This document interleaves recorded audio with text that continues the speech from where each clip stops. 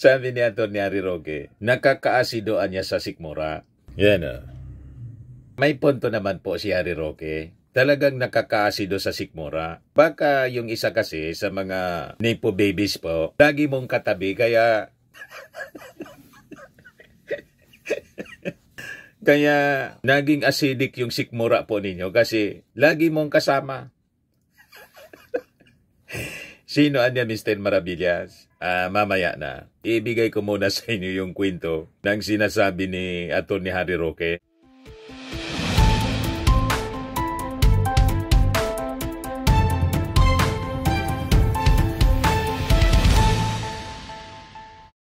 Hello po mga kababayan, si Dante Maravillas, Bicolano vlogger, broadcast journalist from Albay. Bumanat na naman po si Atty. Harry Roque. Yan, sabi rito. Harry Roque, binigga mga nepo babies. Nakakaasido sa sikmura. Nakakaasido?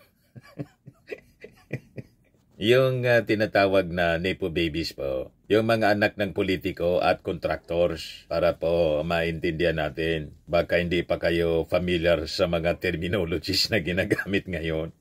Yung tinatawag na nepo babies, yan yung mga nag-viral na nagyayabang ng kanilang yaman na galing sa flood control. Mga anak ng kontraktor at anak ng mga politiko na nagyaman ng todo, multi-billion ang yaman galing sa flood control. Pandaraya, mga kababayan, madaling sabi, pag nanakaw korupsyon sa gobyerno. Iyon ang tawag sa ngayon, nepo babies, from the word nepotism. Meaning, yung mga relatives, kamag-anak, friends na gumamit ng impluensya mula sa mga kaibigan nila sa gobyerno, nepotism. So, ang tawag ngayon, nepo babies, mga anak ng mga contractors, politiko, o kamag-anak na yumaman, ngayon ipinagyayabang yung kanilang nakaw na yaman. Sabi ni Atty. Harry Roque, nakakaasidoan niya sa sikmura. Yan o. May punto naman po si Harry Roque. Talagang nakakaasido sa sikmura. Baka yung isa kasi sa mga nepo babies po, lagi mong katabi kaya... Kaya naging acidic yung sikmura po ninyo kasi lagi mong kasama. Sino anya, Mr. Maravillas? Mamaya na. Ibigay ko muna sa inyo yung kwento ng sinasabi ni Atty. Harry Roque. Yan o. Sabi dito sa report ng Bandera, beast mode na naman si dating presidential spokesperson Atty. Harry Roque dahil sa crazy rich lifestyle ng mga kaanak ng ilang government officials at contractors. Hindi rin napigilan ni Roque ang maglabas ng galit sa mga tinaguriang nepo babies at Disney princess o yung mga anak ng politiko at government contractors na nagbabalandra ng kanilang lavish lifestyle sa social media na mula umano sa kaban ng bayan. Sabi ni Roque sa kanyang Facebook post, parang nakakaasido sa sikmura kapag nakikita mo yung mga anak ng kontraktor at politiko na parang lumaki sa hardship ng pagpili kung alin sa mga bagong kotse ang ipapark sa garahe ng mansyon. Hirit pa niya habang ang iba kumakayod para may pangbaon ang anak. Sila naman nagpo-post ng Rolex, Gucci sa Instagram, proud na proud. Sa kayamanang malinaw na hindi pinaghirapan ang sarili nilang pawis, kundi ng buwis at proyekto ng bayan. May punto, mga kababayan, si Atty. Harry Roque. Tama po siya. Ang mas masakit niya, mas inuuna pa nilang ipagyabang kaysa isipin kung saan galing at sino ang tunay na nagbayad para sa luho nila. Payag pa ng tagapagtanggol ni dating Pangulong Rodrigo Duterte. Kaliwat kanan ngayon ang natatanggap na pagbatikos sa crazy rich lifestyle umano ng mga nepo babies matapos sumabog ang sinasabing korupsyon sa mga flood control projects pati na ang political dynasty sa bansa. Ilang celebrities na ang kumundi na sa mga ito at isa na nga riyan ang veteran broadcaster na si Karen Davila anya sa kanyang kanyang exposed kurakot shaming. It's high time. Dugtong pa niya, sa ibang bansa, ang nagnanakaw sa gobyerno, nakukulong o naghaharakiri. Sa Pilipinas, kinainggitan, tama na. So tama po mga kababayan, si Atty. Harry Roque. Kampiyan ko ngayon si Atty. Harry Roque kasi tama yung kanyang bingga na talagang nakakaasido sa sikmura. Itong mga nepo babies na sabi ni Harry Roque, proud na proud sa kayamanang malinaw na hindi pinaghirapan ang sarili nilang pawis.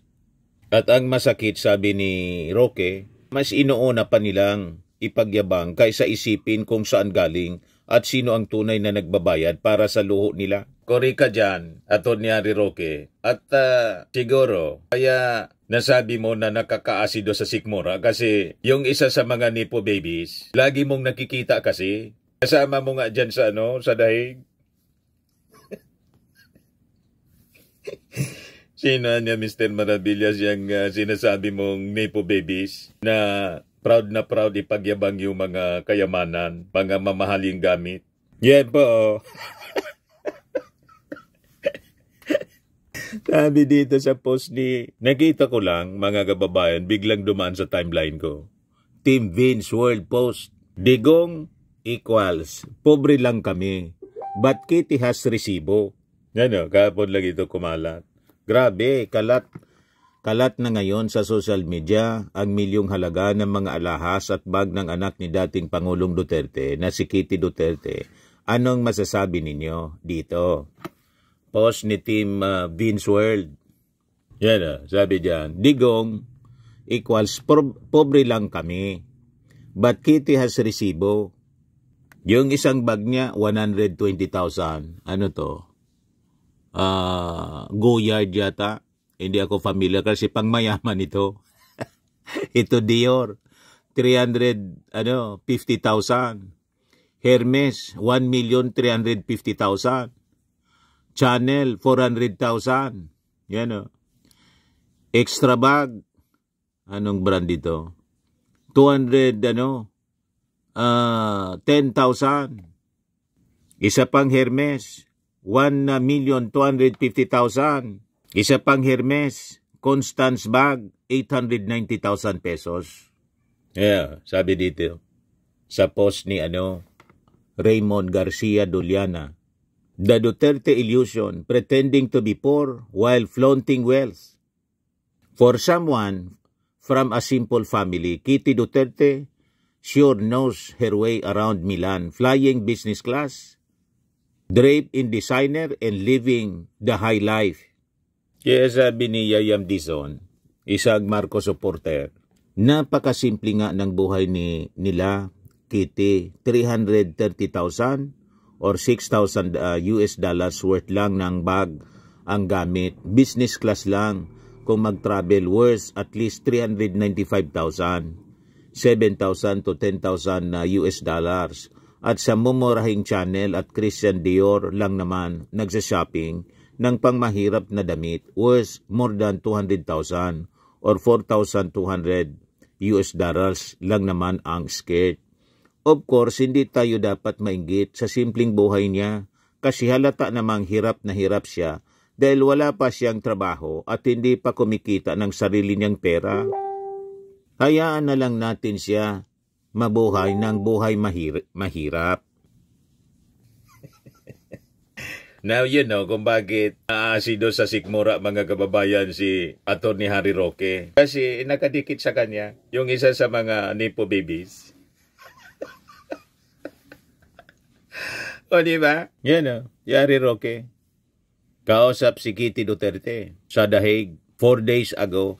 Kasi nandun yung magkakapatid mga kababayan. Kasi gusto daw makausap ni Digong yung buong yung lahat ng mga anak niya na magkakasabay. Now you know kung bakit pakiramdam ni Atty. Harry Roque, mga kababayan, naasido siya sa sikmura.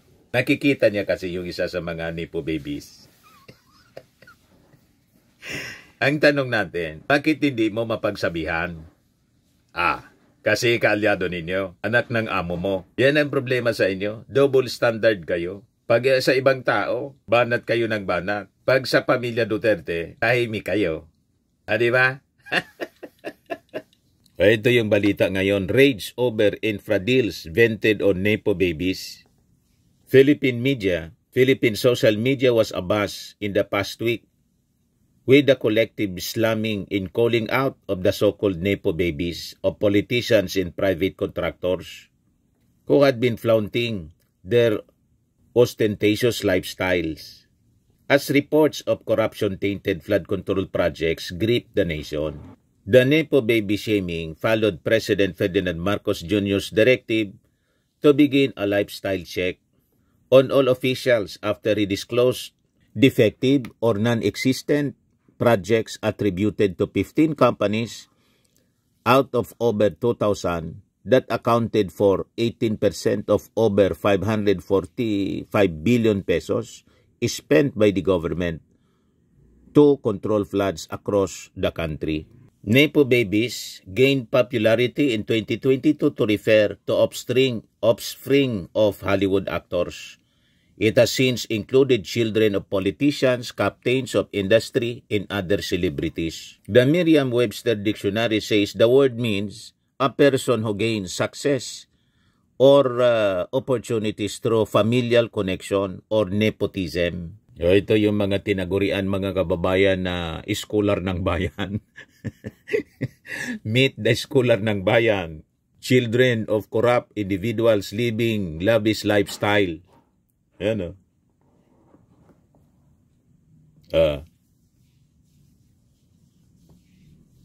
Nagkalat mga kababayan ang kanilang mga pictures sa social media. Viral sila lahat. Kaya lang kulang, wala ditong Kitty Duterte. Yan ang hindi natin maintindihan. Bakit hindi nakasama si Kitty Duterte? Ngayon din ang gawain. Mag-display ng mga mamahaling bags, jewelries, damit, etc. etc. So alam na ninyo. So yun ang tanong natin, mga kababayan kay Atty. Harry Roque. Bakit nakakaasim ng sikmura itong mga sinasabing Nepo babies, pero yung lagi mong kasama dyan sa dahig, hindi umaasim yung sikmura mo? O baka yun ang dahilan kung bakit umasim yung iyong sikmura? Nakakaasido. Yan ang sabi niya.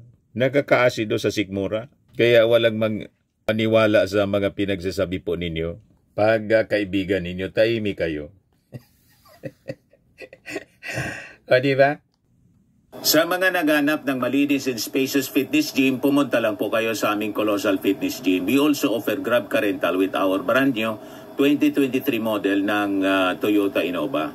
We also accept booking for those who are planning to travel via PAL, Cebu Pacific, and other airline companies, local and international, and bills payment for Meralco Bills, PLDT, Aleco Bills, etc.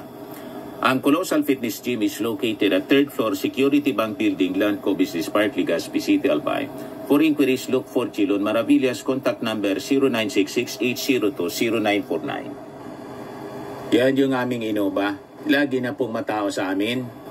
Pati mga foreigners po, tingnan ninyo. Mga British tourists sila. Ang lalaki ng katawan na, mga kababayan, nag-gym sa amin. Ito naman po, Indian National. Ito mga mga European sila. Ito naman yung bago naming product na binibenta online, Eye Glow Serum. Whitening po siya galing sa South Korea. Tingnan ninyo yung epekto sa aking anak na architect entrepreneur, Riz Maravillas. For inquiries, look for Riz Maravillas on FB.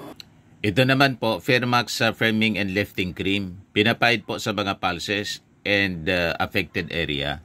Mainam po ito sa mga pains at paninigas ng mga kasuan.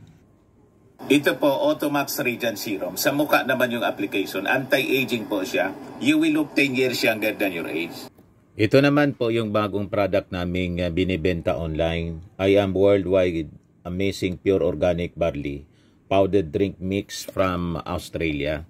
Endorsed by cancer survivor, actress Maritoni Fernandez. Sa gusto po na mag-negosyo po nito, kontakin niyo na lang po kami, Dante Maravillas on FB. Kung magninegosyo kayo, pa-orient kayo sa aking anak na architect entrepreneur Riz Maravillas. Sa mga mahilig naman po sa imported bags and wallets, mag-message na lang po kayo kay Ma'am Eileen Rosales, Eileen Closet. Naka-base po siya sa Amerika.